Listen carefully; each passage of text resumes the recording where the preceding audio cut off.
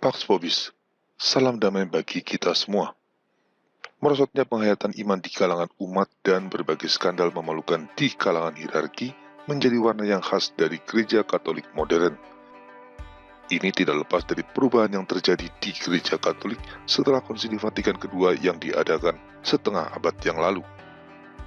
Melihat buah-buahnya terutama dengan skandal pacemama yang begitu mencolok dan berbagai skandal moral di kalangan hierarki, banyak orang yang setuju bahwa Konsili Vatikan II telah membawa gereja Katolik pada krisis yang terbesar sepanjang sejarahnya, bahkan lebih besar dari krisis Arianisme di abad keempat yang hampir memusnahkan kekristenan. Tapi krisis ini tidak muncul begitu saja seolah-olah gereja Katolik kecolongan. Krisis iman tersebut sudah diberitahukan sebelumnya melalui berbagai peringatan pada beberapa penampakan adikodrati atau supranatural. Roh Kudus yang selalu membimbing gereja Katolik hingga akhir zaman telah memberikan peringatan sebelum krisis iman ini terjadi. Itulah yang membedakan gereja Katolik dari gereja-gereja lainnya yang sekaligus juga menjadi peneguhan dari Roh Kudus bahwa gereja Katolik adalah gereja Kristus yang benar. Bagi mereka yang dapat membaca tanda-tanda zaman, krisis iman yang luar biasa ini menjadi penanda bahwa kita sedang memasuki babak akhir dari sejarah keselamatan. Kita sedang masuk ke era akhir zaman yang sudah dinubuatkan dalam kitab suci. Salah satu peringatan Tuhan yang paling terkenal adalah penampakan yang diterima oleh Paus Leo ke-13 pada tanggal 13 Oktober 1884.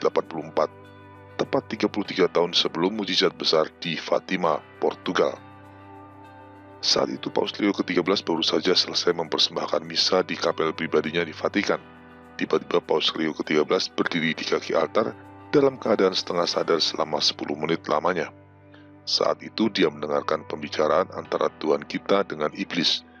Dia mendengar iblis menghampiri Tuhan dan berkata dengan sombong, "Aku dapat menghancurkan gerejamu." Dengan lembut Tuhan menjawab, "Kamu bisa, lakukanlah." Iblis berkata lagi, "Untuk itu aku butuh waktu dan kekuatan yang lebih besar." Tuhan bertanya, "Berapa lama waktunya dan berapa besar kekuatan yang dibutuhkan?" Iblis menjawab, 75-100 tahun dan kekuasaan yang lebih besar pada orang-orang yang akan mengabdi kepadaku. Tuhan berkata, "Kamu dapatkan waktu dan kekuasaan yang kamu minta. Lakukanlah sesuai kehendakmu." Ini mirip dengan kisah di kitab suci ketika iblis mendapatkan izin dari Tuhan untuk mencobai Ayub. Dengan kata lain, gereja Katolik akan menjadi Ayub yang diuji kesetiaan imannya. Kemudian Paus Leo ke-13 mendapatkan penglihatan kehancuran gereja yang sangat hebat sehingga membuatnya hampir pingsan. Tidak lama setelah itu, dia menyusun doa kepada Santo Mikael Malaikat Agung yang selalu dibacakan setelah misa biasa.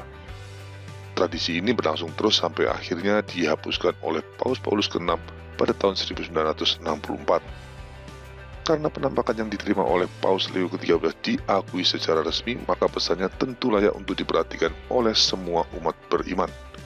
Iblis membutuhkan waktu antara 75-100 tahun untuk menghancurkan gereja Katolik.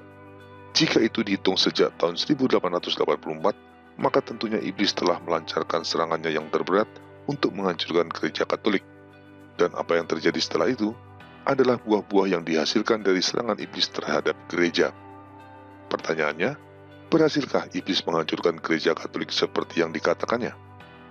Jika kita melihat keadaan gereja Katolik sekarang ini di mana panggilan imamat dan hidup religius menurun drastis, sakrilegi dan pelanggaran liturgi terjadi di mana-mana, skandal homoseksual di kalangan hierarki begitu parah, dan indiferentisme serta pluralisme menjangkiti bahkan hingga hierarki tertinggi, maka cukup alasan bagi kita untuk mengatakan serangan iblis di periode tersebut memang berhasil memberikan pukulan berat bagi gereja Katolik. Tetapi jika disebut berhasil menghancurkan, tentu tidak, karena masih ada sisa-sisa hierarki dan umat yang setia pada tradisi dan ajaran gereja. Masih ada para penjaga benteng terakhir yang setia dan berjuang habis-habisan. Selain itu, dalam Injil Tuhan sudah menjamin bahwa gerbang alam maut tidak akan sanggup mengalahkan gerejanya. Injil Matius bab 16 ayat 18. Singkatnya, iblis memang berhasil memberikan pukulan berat pada gereja, namun tidak akan pernah berhasil menghancurkannya sama sekali. Pertanyaan berikutnya, kapankah iblis berhasil melancarkan serangan terbaiknya? Jika kita menghitung 75 tahun sampai 100 tahun dari tahun 1884, maka serangan terbaik iblis pasti terjadi di antara tahun 1559 sampai dengan tahun 1984. Di antara tahun itu, hanya ada satu event penting di dalam gereja Katolik yang telah terbukti menghasilkan buah-buah yang sangat buruk, yaitu Konsili Vatikan II. Ini secara tidak langsung diakui sendiri oleh Paus Paulus VI pada tahun 1972. Ia adalah seorang paus yang terlibat langsung dalam Konsili Vatikan II dan menutup konsili tersebut pada tahun 1965. Paus Paulus VI ikut andil memberikan pukulan terberat bagi gereja berupa Missa Novus Ordo. Demikian katanya. Dapat kita katakan, melalui suatu celah misterius? Tidak, itu tidak misterius. Asap setan telah masuk ke dalam gereja Tuhan. Karena tidak ada kemungkinan lainnya, dapat kita simpulkan Konsili Vatikan II adalah celah yang dimaksud oleh Paus Paulus VI. Itulah celah yang membuat asap setan masuk ke dalam gereja dan merusaknya dari dalam. Dengan demikian, Konsili Vatikan II adalah serangan iblis yang dimaksud dalam penglihatan yang diterima oleh Paus Leo ke-13 pada tahun 1884. Tidak ada kemungkinan lain lagi. Jika iblis berhasil memberikan pukulan terberat pada gereja melalui Konsili Vatikan II, apakah yang menjadi tujuannya? Tentu saja tidak lain adalah menciptakan kemurtatan besar di dalam gereja, yaitu suatu keadaan di mana di gereja Katolik terjadi penyangkalan terhadap iman yang benar secara TSM, terstruktur, sistematis, dan masif. Ini sesuai dengan nubuat Rasul Paulus tentang tanda-tanda menjelang kedatangan Tuhan. Tentang kedatangan Tuhan kita Yesus Kristus dan terhimpunnya kita dengan Dia, kami minta kepadamu, saudara-saudara, supaya kamu jangan lekas bingung dan gelisah, baik oleh ilham roh maupun oleh pemberitaan atau surat yang dikatakan dari kami, seolah-olah hari Tuhan telah tiba.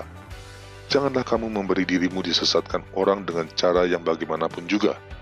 Sebab sebelum hari itu, haruslah datang dahulu murtad, dan haruslah dinyatakan dahulu manusia durhaka yang harus binasa, yaitu lawan yang meninggikan diri di atas segala yang disebut atau yang disembah sebagai Allah.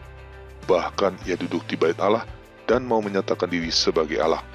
Surat Tesalonika yang kedua, bab 2 ayat 1-4. Ini juga sejalan dengan nubuat dari Tuhan kita di Injil. Akan tetapi, jika anak manusia itu datang, adakah ia mendapati iman di bumi? Injil Lukas bab 18 ayat 8. Jelas dalam kitab suci sudah dinubuatkan terjadinya kemurtatan besar-besaran sebelum kedatangan Tuhan.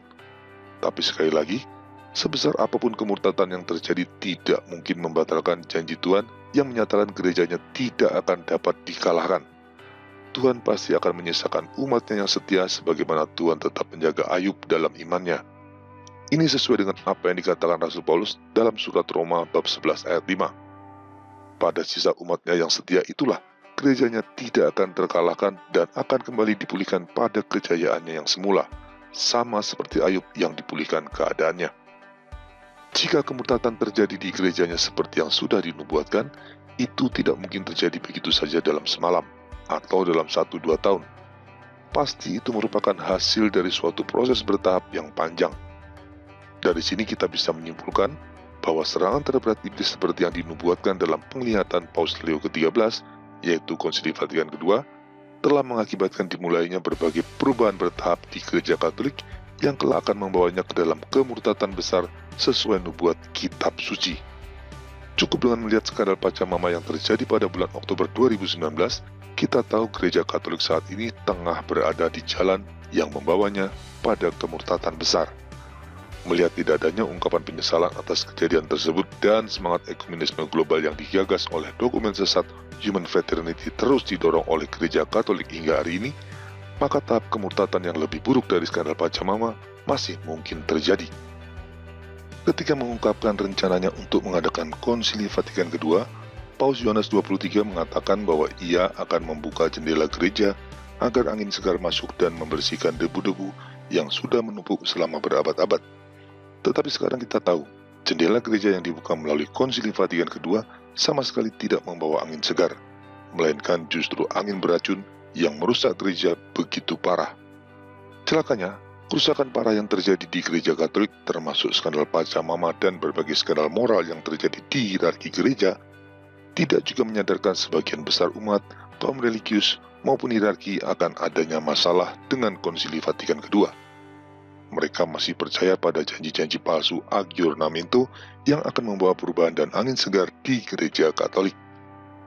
Bagikan sejumlah kodok yang direbus di panci dengan api kecil, hanya ada 1 atau 2 kodok yang sadar ada bahaya ketika suhu air mulai naik sedikit. Sebagian besar kodok merasa nyaman dengan perubahan itu, sampai akhirnya air begitu panas dan menyakitkan, tetapi para kodok yang malang itu sudah tidak mampu lagi keluar dari panci dan harus menerima nasib. Seperti itulah kira-kira keadaan orang-orang Katolik para pendukung Konsili Vatikan kedua. Biasanya mereka yang terus mendukung Konsili Vatikan kedua berdalih, gereja tidak mungkin tersesat atau dikalahkan iblis sesuai dengan janji Tuhan.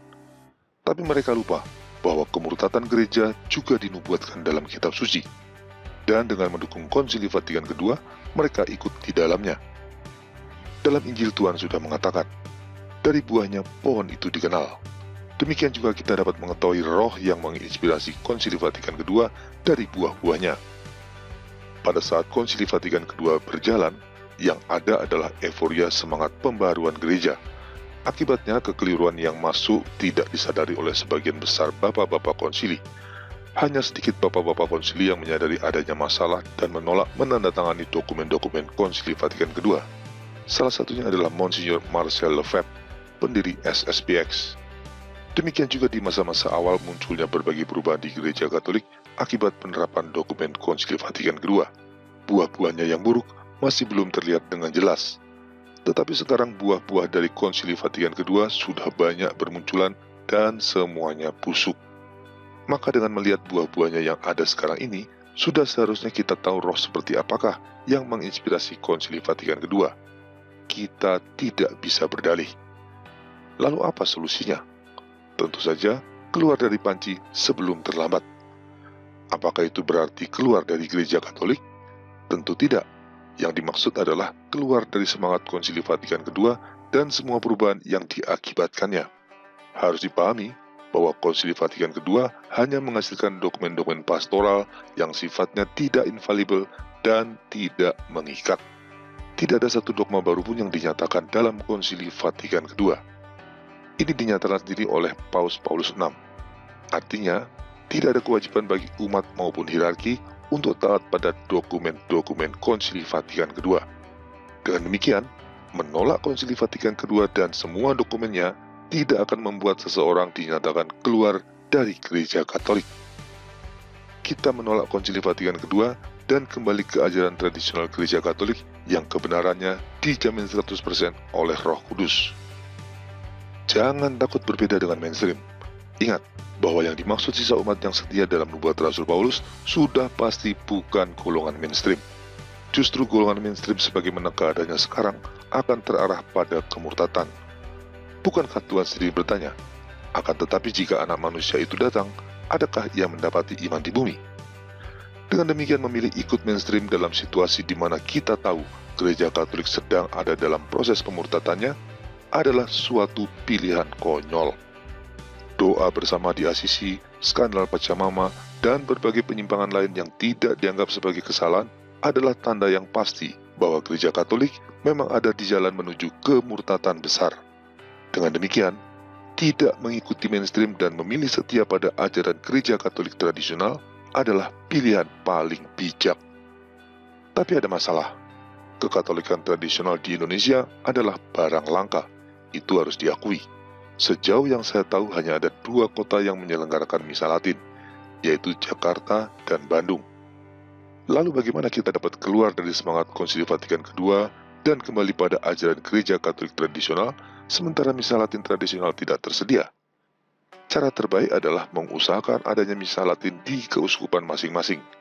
Berdasarkan motu proprio Summorum Pontificum yang dikeluarkan oleh Paus Benedictus XVI, misa Latin tradisional tidak pernah dilarang dan setiap imam boleh menyelenggarakannya tanpa perlu izin uskup. Ini kartu truf kita. Jadi kita bisa mencari imam yang bersimpati pada ajaran tradisional gereja Katolik dan meminta kesediaannya untuk mengadakan misa Latin. Ini tentu butuh waktu yang tidak singkat karena tidak banyak imam yang mengenal misa Latin tradisional atau bersedia meluangkan waktu untuk mempelajarinya. Sementara itu, Selagi misal Latin belum tersedia, kita bisa mengambil solusi yang tersedia di kitab suci, yaitu meneladani Nabi Daniel. Keadaan Daniel yang harus hidup di kerajaan Babel dapat menjadi type atau simbol dari keadaan sisa umat yang setia di zaman ini, yaitu sisa umat yang berusaha setia pada iman Katolik tradisional, tapi mereka terpaksa berada di tengah situasi yang tidak kondusif bagi iman. Meski harus hidup di lingkungan orang-orang Babel yang tidak mengenal Tuhan, Daniel dan kawan-kawannya bertekad untuk setia pada iman nenek moyang mereka. Mereka tidak mau berkompromi dengan budaya dan kebiasaan orang-orang Babel. Mereka menolak untuk menyembah dewa-dewa Babel, tetap setia dalam iman mereka, dan berani membongkar ajaran-ajaran palsu. Meski untuk itu, ketiga teman Daniel harus dimasukkan ke dalam perapian, dan Daniel juga dimasukkan ke kandang singa hingga 2 kali. Tapi Tuhan selalu menyelamatkan mereka. Tempatkan kerajaan Babel sebagai type bagi lingkungan gereja pasca konsili yang saat ini terpaksa harus menjadi habitus kita. Daniel tidak memberontak, bahkan dia mengabdi pada raja-raja Babel. Demikian juga kita dapat menyatu dengan paroki tempat kita tinggal, tetap menghormati otoritas hierarki, dan ikut aktif di dalamnya. Justru keadaan itu menjadi kesempatan besar bagi kita untuk menjadi garam di tengah umat lainnya. Daniel setia pada imannya dan menolak berkompromi. Demikian juga kita setia pada iman Katolik tradisional dan menolak berkompromi dengan semangat konsili yang merusak iman kita. Misalkan, menolak menerima komuni di tangan dan hanya menerimanya langsung di lidah sambil berlutut. Kemudian juga menolak sikap ekumenis dan relativis yang menyangkal gereja Katolik sebagai satu-satunya sarana keselamatan, dan banyak lagi. Dan kita hanya dapat tetap setia dalam iman jika kita mengandalkan Tuhan dengan menjalani hidup doa yang tekun setiap hari. Jadi keterbatasan akses pada misa Latin tradisional bukan menjadi halangan bagi kita untuk dapat menjadi bagian dari sisa umat yang setia. Kitab suci sudah memberikan kita Nabi Daniel sebagai contoh yang dapat kita teladani. Bagi mereka yang masih setia dengan ajaran konsili yang penuh semangat ekumenis dan kompromis, bukalah mata untuk melihat buah-buah buruknya yang terus bermunculan. Sadarlah bahwa saat ini air di panci sudah mulai panas dan menyakitkan. Jangan menyia-nyiakan jiwa kita dengan menjadi kodok konsili yang bebal dan mati sia-sia di panci gereja konsili. Keluarlah selagi masih ada kesempatan. Ingatlah nubuat kitab suci yang tidak mungkin salah.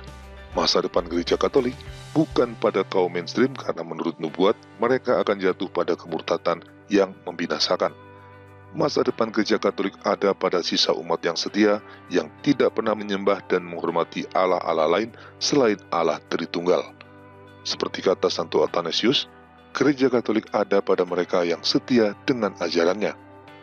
Sekarang saatnya untuk mengambil pilihan bijak dengan menjadi sisa-sisa umat yang setia, yaitu para prajurit Kristus yang berjuang mempertahankan benteng terakhir hingga kedatangan Tuhan kita. Viva Cristo Rey! Hidup Kristus Raja!